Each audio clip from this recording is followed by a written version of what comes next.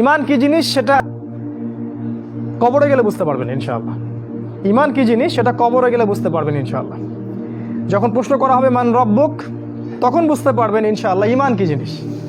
পৃথিবীতে যারা আল্লাহর সাথে শিরিক করেছে, কবরের এই প্রশ্নের উত্তর তারা দিতে পারবে না।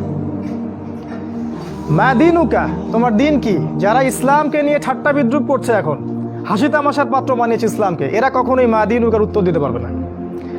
মান নবিয়ুক, তোমাকে যখন জিজ্ঞাসা করা হবে, তখন যারা এই পৃথিবীতে নবীজির সুন্নাহ বা আদর্শ অনুযায়ী চলে নাই, তারা কখনো এই প্রশ্নের উত্তর দিতে পারবে না। তাই ইমান কি জিনিস কবরে গেলে বোঝা যাবে। তাই আমি বলছি যে ইহুদি খ্রিস্টানদের সাথে কিছু মুশরিক আর আমাদের মতো কিছু মুনাফিক, আল্লাহ পাক আমাদেরকে মুনাফিকি থেকে উদ্ধার করুন, আল্লাহুম্মা আমিন, যারা ইসলামের সুবিধাবাদী অংশটুকু নিতে রাজি, যে অংশটুকু তাদের বিপক্ষে যায় সেটা নিতে তারা রাজি নয়। মানে হজ করতে পারি বছর বছর, সুদ ছাড়তে পারি না। কথা বুঝতে পারেন নাই? হজ আমরা ঠিক করতে পারি বছর বছর, আল্লাহ বিরোধী আইন ছাড়তে পারি না, জিনা ছাড়তে পারি না, মদের লাইসেন্স দেওয়া বন্ধ করতে পারি না, এগুলো পারি না। তসবিহ টিপতে পারি ঘরের কোনায় বসে আর মসজিদের কোনায় বসে, এদেরকে বলা হয় পাক্কা মুনাফিক। তো এরা সবাই হচ্ছে দাজ্জালের অনুসারী। এখন তারা চাবে কি? তারা চাবে এই সবচেয়ে বড় যে থ্রেট, যুবকদেরকে আটকে দেয়া। বুঝতে পারছেন কথা? এই যুবকদেরকে আটকানোর জন্য সে এখন কি করবে? সে আপনার সামনে কিছু টোপ দিবে। এখন প্রশ্ন, কি কি টোপ দিয়ে আপনাকে তারা আল্লাহর পথ থেকে সরিয়ে দিবে? কারণ তারা খুব ভালো করে জানে, যদি আপনি ঈমান নিয়ে থাকেন, ইসলাম শক্ত করে পালন করেন এবং আগামী সময়ের জন্য প্রস্তুত হন, তাহলে ওদের জন্য ক্ষতি আছে। এবং সারা দেশ, সারা বিশ্বের যুব সমাজ যদি একত্রিত হয়, ঈমানি চেতনা লালন করে, তাহলে আগামীতেও ওই তারেক বিন জিয়াদের মতো, এই আপনার মোহাম্মদ বিন কাসেমের মতো যুবকরা উঠে আসবে ইনশাআল্লাহ। এবং হাদিসে এটা আসছে যে ইমাম মাহদির সাথে তারা যুক্ত হবে। এদিক থেকে একটা দল যাবে যারা ইমাম মাহদির সাথে যুক্ত হবে, এই আফগানিস্তান থেকে, খোরাসান থেকে। আপনি কি জানেন আফগানিস্তান, খোরাসান থেকে যুবকদের একটা কাফেলা যাবে ইমাম মাহদির সাথে যুক্ত হতে? কখনো চিন্তা করেছেন এটা নিয়ে? চিন্তা করতে পারবেন না এই কারণে যে আপনার সামনে দাজ্জালের অনুসারীরা কিছু টোপ দিয়ে রেখেছে। কি কি? যেমন প্রথম, শর্ট করছি আমি, শেষ করে দিচ্ছি অল্প সময়ে, একটু ধৈর্য ধরে বসুন। প্রথম যে টোপটা আপনাকে দিয়েছে সেটা হচ্ছে আপনার জীবনের যেটা উদ্দেশ্য, সেখান থেকে তারা আপনাকে সরিয়ে দিয়েছে। আল্লাহ পাক আমাদেরকে সৃষ্টি করেছেন কি জন্যে? তার ইবাদত করার জন্য, তাই না? কিন্তু এখনকার যুব সমাজকে জিজ্ঞাসা করেন যে বাবা তোমার জীবনের উদ্দেশ্য কি, আমার মনে হয় 90%ই বলতে পারবে না। আর যারা বলতে পারবে তারা বলবে একটা চাকরি বা একটা ব্যবসা বা একটা সুন্দরী নারী বা একটা গাড়ি বাড়ি, অথবা স্ট্যাটাস প্রতিষ্ঠিত হতে হবে, জীবনে নিজের পায়ে দাঁড়াতে হবে। বোকা মানুষ বোঝে না যে কখনো মানুষ নিজের পায়ে দাঁড়াতে পারে না। মানুষ কখনো নিজের পায়ে দাঁড়াতে পারে না।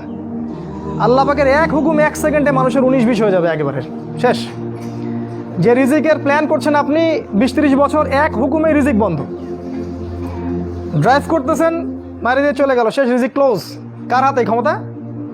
মানুষ নিজের পায়ে দাঁড়াতে চায়। এটাই শিরকি কথা, এটাই শিরকি কথা। এই যে একটা কাজ তারা করেছে, আপনাকে জীবনের উদ্দেশ্য থেকে সরিয়ে দিয়েছে। আমাদের জীবনের উদ্দেশ্য ছিল জান্নাত। আমাদের রব আল্লাহ পাক বলেছেন, সূরা আল ইমরানের মধ্যে পাবেন, ফামান যুহজিহা আনিন নার ওয়া উদখিলাল জান্নাহ ফাকাদ ফাজ। যাকে কিয়ামতের দিন জাহান্নাম থেকে বাঁচানো হবে এবং জান্নাতে প্রবেশ করানো হবে, এ ব্যক্তি হচ্ছে সফল, আর কেউ সফল না। সাফল্যের সংজ্ঞা বুঝতে পারলেন? আপনাকে শেখানো হয় জীবনে সফল হতে হবে, বড় হতে হবে। সাফল্যের সংজ্ঞা হচ্ছে এটা, আপনাকে পুল সিরাত পার হতে হবে, এটাই সাফল্যের সংজ্ঞা। কখনো প্রস্তুতি গ্রহণ করেছেন এটার জন্যে? আপনাকে তারা জীবনের উদ্দেশ্য থেকে সরিয়ে দিয়েছে। 2 নাম্বার কি করেছে? তারা আপনাকে দুনিয়ার মোহ দিয়ে গ্রাস করেছে। দুনিয়ার যে চাহিদাগুলো আছে এগুলো দিয়ে আপনাকে ঘিরে ফেলেছে। এর বাইরে চিন্তা করার ক্ষমতাটা আপনার নষ্ট হয়ে গেছে। চিন্তা করে দেখবেন ঠান্ডা মাথায়, আমার কথাগুলো রাত্রে চিন্তা করবেন ঠান্ডা মাথায়। জীবনের উদ্দেশ্য থেকে সরিয়ে দিয়েছে, ওই জান্নাতের পথ থেকে সরিয়ে দিয়েছে। এবং দুনিয়ার যে মোহ, এই যে খাওয়া পড়া ভোগ বিলাস, এটাতে ব্যস্ত রেখেছে আপনাকে। 2 নাম্বার। 3 নাম্বার কি করেছে? আপনাকে এমন একটা সিস্টেমে পড়াশোনা করিয়েছে 20 বছর, সেকুলার এডুকেশন সিস্টেমে, যে আপনি 20 বছরে 20টা সূরাও শিখতে পারেননি, 20 বছরে 20টা হাদিসও শিখতে পারেননি। আমি যদি ভুল হয়ে আমাকে কারেক্ট করে দিবেন। 20 বছরে 20টা সূরা মুখস্থ করেছেন? কথা বলেন, ভয় পাচ্ছেন? 20 বছরে 20টা সূরা কি মুখস্থ করেছেন কখনো? 20টা হাদিস বলতে পারবেন? 20 জন সাহাবীর নাম বলতে পারবেন? নবীজির 11 জন স্ত্রীর নাম বলতে পারবেন? নবী সাল্লাল্লাহু আলাইহি ওয়াসাল্লামের জীবনী গ্রন্থ 2টার নাম বলতে পারবেন? কি করলেন সারা 20 বছর ধরে পড়াশোনা করে? কি পড়লেন সারা 20 বছর ধরে? এই যুব সমাজ কি দাজ্জালের বিরুদ্ধে দাঁড়াতে পারবে কখনো? ইহুদি খ্রিস্টান মুশরিকদের যে ঐক্য, এদের বিরুদ্ধে এরা দাঁড়াতে পারবে? এরা আল্লাহর পথে জিহাদ করবে কখনো? তাই মনে হয় আপনার? সুবহানাল্লাহ। কথাগুলো আমি আঘাত করতে এখানে আসিনি, আমি শুধু আপনাদের বিবেকটা জাগ্রত করতে এসেছি যে এমন একটা এডুকেশন সিস্টেম আপনাকে পড়াশোনা করিয়েছে যাতে করে আপনি আল্লাহর পথ থেকে সরে গেছেন এবং ইসলামের বুনিয়াদি বিষয়গুলো সম্পর্কে আপনার জ্ঞান নাই। ওযুর ফরজ কয়টা বলতে পারে না যুবক ছেলে, নামাজের ফরজ কয়টা, ওয়াজিব কয়টা বলতে পারে না। এই যুব সমাজ কিভাবে এদের বিরুদ্ধে দাঁড়াবে বলেন? নিজেকে প্রশ্ন করেন। 4, আপনার সামনে আরো কিছু টোপ দিয়েছে। নারী। কি দিয়েছে? নারী। কারণ যুবকদের সবচেয়ে আকর্ষণের বস্তুটা কি?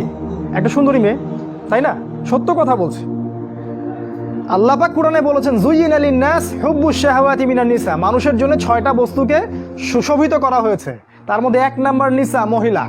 মানে আমাদের কাছে সবচেয়ে পছন্দের জিনিস কি? একটা প্রিয়তমা সুন্দরী স্ত্রী, তাই না? তো এই মেয়েদেরকে নগ্ন করে আপনার চারপাশে এরা ছড়িয়ে দিয়েছে।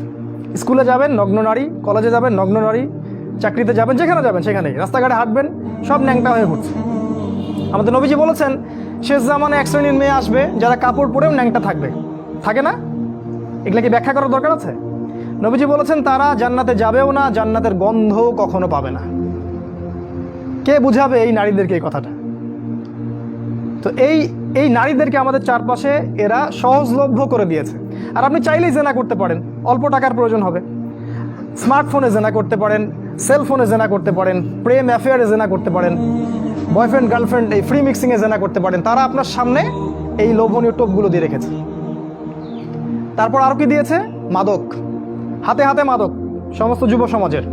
যখন ওরা হাতে হাতে মেশিন গান নিয়ে প্র্যাকটিস করে কিভাবে মুসলিমদেরকে মারবে, তখন আমরা ইয়াবা খাই বসে বসে। কথা বুঝতে পারছেন? ওরা প্র্যাকটিস করে, ওদের যুবকরা প্র্যাকটিস করে কেমন করে মুসলিমদেরকে ব্রাশ ফায়ার করে মারবে। ওই যে মিয়ানমারে মারে নাই, কাশ্মীরে মারতেছে না, ওই যে সিরিয়া দেখবেন, আফগানিস্তান, লেবানন, সব জায়গায়।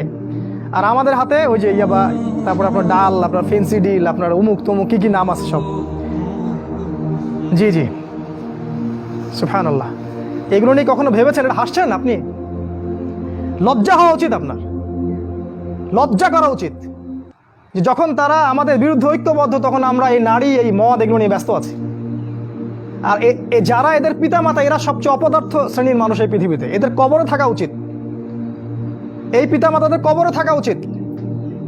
যারা পরিবারকে ইসলামী অনুশাসন অনুযায়ী জীবনযাপন করতে পারে না, ব্যর্থ হয়, খালি খাও, হাগো আর এই বিয়ে শাদী করার, বাচ্চা পয়দা করো, এদের দ্বারা এই পৃথিবীর কোনো উন্নয়ন সম্ভব না। এদের দ্বারা মুসলিম উম্মাহ কেন, সমাজ, দেশ, জাতি কিছুই পাবে না। এরা আবর্জনা এই উম্মার জন্য। এরা মাটির তলে চলে যাওয়াই ভালো। এই মাদক দিয়ে আপনাকে তারা ব্যস্ত রেখেছে। আরও আপনাকে ব্যস্ত রেখেছে এরা মিডিয়া দিয়ে। সারাদিন দেখবেন চোখের সামনে নাচ গান, টিভি সিরিয়াল চলছে। জুয়া দিয়ে, এই যে এখন স্মার্টফোন দিয়ে, সারাদিন স্মার্টফোন, একটা স্মার্টফোন একটা জগৎ, একটা স্মার্টফোন একটা জগৎ। এটা আপনার চিন্তার শক্তিটা নষ্ট করে দিয়েছে। ঠান্ডা মাথায় আপনি এখন চিন্তা করতে পারবেন না, আপনার মাথা এখন পাজলড। ইউটিউব দিয়ে, ফেসবুকিং দিয়ে, জেনা দিয়ে, মদ দিয়ে, এই সব কিছু দিয়ে তারা আপনাকে ব্যস্ত রেখেছে। এর ফলে কি হয়েছে জানেন? এর ফলে দাজ্জালের ওই উদ্দেশ্যটা সফল হয়েছে। কোনটা? দাজ্জাল চেয়েছিল, তার অনুসারীরা চেয়েছিল আপনার ভিতরের যে নূর আছে হৃদয়ের মধ্যে, কলবে ঈমান, নূর, এটা যেন অন্ধকার এবং জুলুমাত দিয়ে প্রতিস্থাপিত হয়ে যায়। এখন আপনি আর চাইলেও দিনের জন্য চিন্তা করতে পারেন না। আপনার ভিতরে আল্লাহর জন্য কান্না আসে না, সেজদায় কাঁদতে পারেন না। আল্লাহর দিকে চোখ তুলে, আসমানের দিকে চোখ তুলে তাকাতে লজ্জা লাগে আপনার। মনে হয় যে আমি এত পাপী, কেমন করে তাকাবো? আপনি বুঝতে পারছেন আমার আমলনামা পাপে ভর্তি হয়ে যাচ্ছে। আপনার ভিতরের যে ইন্টারনাল যে হার্টটা ছিল, এটা করাপ্টেড হয়ে গেছে। এবং তারা এটাই চেয়েছিল যে আপনার ভিতরের নূর যেন নষ্ট হয়ে যায়। আল্লাহ পাক কোরআনে বলেছেন কদ আফলাহা মান যাক্কাহা, তারাই সফল যারা ভিতর থেকে পরিশুদ্ধ হয়েছে। ওয়া কদ খাবা মান দাসাহা, সে ব্যক্তি ধ্বংস হয়ে গেছে যার অন্তরটা ধ্বংস হয়ে গেছে। আর এই প্রতিটা বিষয় দিয়ে তারা আপনার রূহটাকে নষ্ট করে দিয়েছে। দাজ্জালের অনুসারীরা আপনার রূহটাকে, আত্মাটাকে নষ্ট করে দিয়েছে। খেয়াল করে দেখবেন আপনার চোখ দিয়ে পানি আসে না। একটা অন্যায় পাশে দেখলে আপনার গায়ের রক্ত গরম হয়ে যায় না। উম্মার মানুষদেরকে যখন অন্যায়ভাবে হত্যা করা হচ্ছে, আপনার ভিতরে কোনো ফিলিংস জাগে না। আপনি খেয়াল করে দেখবেন যে আপনি ঘন্টার পর ঘন্টা পর্নোগ্রাফি দেখছেন, জিনা দেখছেন, 3x দেখছেন, কিন্তু আপনার ভিতরে কোনো ফিলিংস কাজ করে না, মানে কোনো অনুশোচনা কাজ করে না। কারণ আপনার ভিতরটা নষ্ট করে দিয়েছে তারা। আল্লাহ রসুল বলেছেন যখন মানুষ একটা পাপ করে, কলবে একটা দাগ পড়ে, আরেকটা পাপ করে আরেকটা দাগ পড়ে, আরেকটা পাপ করে আরেকটা দাগ পড়ে। যদি তওবা করে দাগ উঠে যায়, তওবা না করলে দাগ পড়তেই থাকে, এক পর্যায়ে এই কলবটা দুর্গন্ধযুক্ত কলব হয়ে যায়। এত দুর্গন্ধ বের হয় কলব দিয়ে, যদি মানুষ জানতো তাহলে মানুষ থাকতে পারতো না পৃথিবীতে। এই জন্যই এই রকম শ্রেণীর মানুষের যখন মৃত্যু হয় তখন ওই মালাকুল মউত এবং এই যে মৃত্যুর ফেরেশতারা তারা দুর্গন্ধে আত্মাটাকে বের করে নিয়ে আসেন, টেনে হিজড়ে স্যাঁচড়ায় বের করে নিয়ে আসেন। এই পাপী মানুষরা মারা যাওয়ার সময় এই ঘটনাটা ঘটে। এইভাবে তারা আপনাকে ব্যস্ত রেখেছে। এখন কি হবে? এখন আগামী দিনগুলোতে কি এরা উম্মার নেতৃত্ব দিতে পারবে? এর মধ্যে কারা পারবে? উত্তর, এর মধ্যে সবাই পারবে না। উত্তর এক কথায় শেষ, সবাই পারবে না। কারা পারবে? এই যুবক শ্রেণীর মধ্যে যারা এই গুণগুলো অর্জন করতে পারবে তারা ইনশাআল্লাহ আগামী দিনগুলোতে সফল হবে। গুণগুলো পয়েন্ট আকারে বলে শেষ করছে। এই যুবক শ্রেণীর মধ্যে যারা তাদের জীবনটাকে বাকি পুরো জীবনটাকে আল্লাহর জন্য উৎসর্গ করতে পারবে তারা পারবে। এক নাম্বার, এই যুবক শ্রেণীর মধ্যে যারা আল্লাহর জন্য তাদের জান, মাল, সময়, শ্রম ব্যয় করে দিতে পারবে, কুরবানি করতে পারবে। কুরবানি কেমন? ওই ইসমাইল আলাইহিস সালামের মতো। বাবা বলেছে তোমাকে জবাই করা লাগবে, তিনি কি বলেছিলেন? করিয়েন না। তিনি বলেছিলেন আপনাকে আল্লাহ যে আদেশ করেছেন সেটাই করেন, আমাকে ধৈর্যশীল পাবেন ইনশাআল্লাহ। এরকম ছেলে পাবেন এখন? তো এরকম নিজের জান, মাল, সময়, শ্রমকে আল্লাহর পথে উৎসর্গ করে দেওয়ার মানসিকতা আগে তৈরি করতে হবে। এটা এক নাম্বার। দুই নাম্বার, জ্ঞান অর্জন করতে হবে। এই যুবক শ্রেণীর মধ্যে যারা জ্ঞান অর্জন করবে, কোরআন সুন্নাহর পাশাপাশি সমসাময়িক অর্থনীতি, রাজনীতি, বিশ্ব সব কিছু সম্পর্কে জ্ঞান থাকতে হবে। তারপরে আপনি আল্লাহর পথে কিছু করতে পারবেন, তার আগে নয়। আপনি সিলেক্ট করবেন যে আপনি এই উম্মার আবর্জনা হতে চান না উম্মার মুজাহিদ হতে চান, এটা আপনি সিলেক্ট করবেন।